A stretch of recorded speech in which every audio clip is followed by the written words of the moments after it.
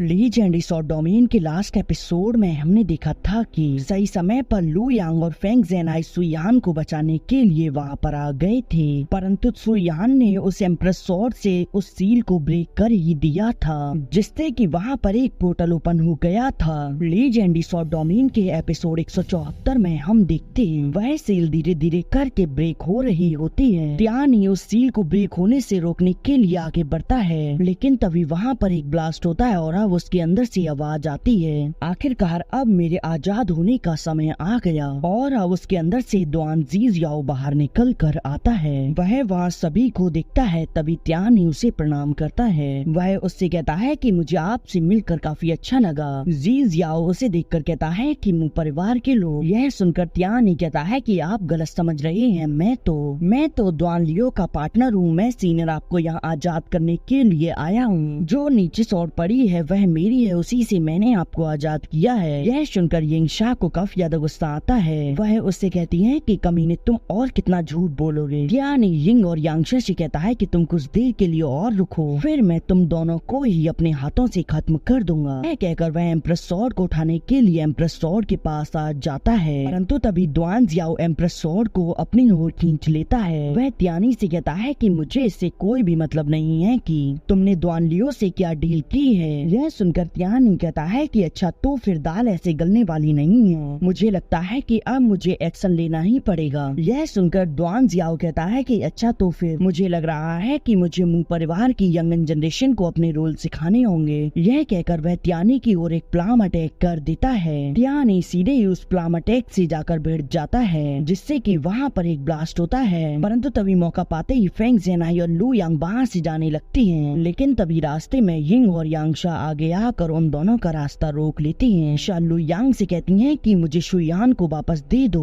परंतु फेंग जेनाई अपने स्वॉर्ड से लू यांग को पीछे रोक देते हैं और अब वह फाइट के लिए रेडी हो जाते हैं। तभी लू यांग उन दोनों से कहता है कि आप लोग परेशानी खड़ा मत करो, अभी हमारे फाइट करने का समय नहीं है। हमें पहले सुयान को सेफ जगह ले जाने की जरूरत है। और अब वह फेंग जेनाई के साथ वहाँ से आगे बढ़ जाता है। यिंग शा उन पर अटैक करने वाली होती है, लेकिन यांग शा उन्हें रोक देते हैं। वह उनसे कहते हैं कि तुम्हें हड़बड़ी में कोई भी कार्य नहीं करना चाहिए, थोड़ा ठंडे दिमाग से सोचो। और अब वह पांचों लोग थोड़ी ही देर में टेलीपोर्टेशन फॉर्मेशन के पास आ जाते हैं। यांग शा उन लोगों से पूछती है कि तुम्हारा नेक्स्ट प्लान क्या है। फेंग जेनाई कहते हैं कि हम सर्वप्रथम इमोर्टल ब्लड पूल में जा रहे हैं, जहाँ हम सुयान को हील करेंगे। और अब फेंग जेनाई फॉर्मेशन को स्टार्ट करने के लिए वहाँ पर चले जाते हैं। यांग शा लू यांग को एक एलेक्सिर की बोतल देते हैं। यिंग शा लू यांग को बताती हैं कि यह कोई पॉइजन नहीं है, यह एलेक्सिर सुयान को हील करने में मदद करेगी। यह सुनकर लू यान उस एलेक्सिर को सुयान को खिला देता है। और अब तभी उन दोनों के ऊपर काफी सारे निडल से हमला होने लगता है, जिन्हें वह अपनी स्वॉर्ड से रोकने की कोशिश करते हैं, लेकिन वह लोग ज्यादा देर तक इसे होल्ड नहीं कर पाते और खुद भी घायल हो जाते हैं। और अब तभी वहाँ पर जुआन जियाओ आ जाता है। वह कहता है कि आखिरकार मैंने तुम्हें ढूंढ ही लिया। लू यांग यह देखकर अपनी विंचेस्टर स्वॉर्ड को बाहर निकाल लेता है। यांगशा कहती है कि तुम लोग इतनी जल्दी यहाँ कैसे आ गए। इधर लू यांग तुरंत फेंग जेनाई के पास आ जाता है। वह कहता है कि सीनियर आप शुयान को यहाँ से ले जाओ, मैं इन्हें देखता हूँ। और अब वह यिंग और यांगशा का साथ देने के लिए उनके पास आ जाता है। यिंगशा लू यांग से कहती है कि लू यांग, मैंने हमेशा ही तुम्हें शुयान के रास्ते में कांटा समझा था, ये नहीं पता था कि शुयान के तुम्हारे लाइफ में कितने मायने हैं। इस पर लू यांग कहता है कि सीनियर अभी आपको इसके ऊपर ध्यान देने की जरूरत नहीं है, पहले हमें साथ मिलकर इस सिचुएशन को हैंडल करने की जरूरत है। इस पर यांगशा कहते हैं कि लू यांग, तुम्हें इसमें पढ़ने की जरूरत नहीं है, तुम जाओ और शुयान को हील करना। और यह कहकर वह उस पर हमला करके उसे फेंग जेनाई के पास टेलीपोर्टेशन फॉर्मेशन के अंदर भेज देते हैं। यिंगशा लू यांग से कहती है कि लू यांग, यदि तुमने इन फ्यूचर शुयान को कभी भी धोखा दिया तो फिर मैं तुम्हें नहीं छोड़ूंगा। लू यांग कहता है कि सीनियर आप चिंता ना करें, मैं शुयान का अच्छे से ख्याल रखूंगा। और अब तभी वह टेलीपोर्टेशन फॉर्मेशन उन्हें वहाँ से टेलीपोर्ट कर देता है। जुआन जियाओ यह देखकर जल्दी से उन्हें रोकने जाने लगता है, लेकिन यांगशा उसके ऊपर हमला करते हुए कहती है कि तुम हमसे फाइट करो। इधर उनके जाने के बाद ही वह टेलीपोर्टेशन फॉर्मेशन खुद ही डिस्ट्रॉय हो जाती है। जियान जियाओ उसके ब्लास्ट के इम्पैक्ट से पीछे आकर गिरने वाला होता है, लेकिन उसकी सील उसे बचा लेती है। यांगशा जुआन जियाओ से कहते हैं कि हमें तो तुम लोगों से